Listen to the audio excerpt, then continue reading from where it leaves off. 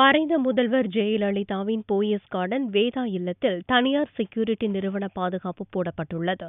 Chennai Poes garden பகுதியில் ஜெயலலிதாவும் அவரது தாயும் சேர்ந்து வேதா இல்லம் என்ற வீட்டை 1967 கட்டினர்.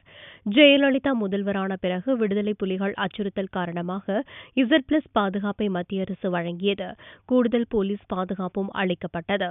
அவரது மறைவை தொடர்ந்து Z+ பாதுகாப்பை மத்திய அரசு திரும்பப் பெற்றது. இந்நிலையில் போயஸ் கார்டனில் 250 போலீஸ் பாதுகாப்பு எதற்காக போடப்பட்டுள்ளது என்று ஸ்டாலின் உள்ளிட்ட தலைவர்கள் கேள்வி எழுப்பினர். இதைத் தொடர்ந்து திங்களன்று லிங்க் செக்யூரிட்டி ஏஜென்சி என்ற தனியார் பாதுகாப்பு நிறுவனம் சார்பில் பாதுகாப்பு அளிக்கப்பட்டது. ஒரு நாளைக்கு 3 ஷிப்ட் என 216 பேர் பாதுகாப்பு பணியில் நிறுத்தப்பட்டனர்.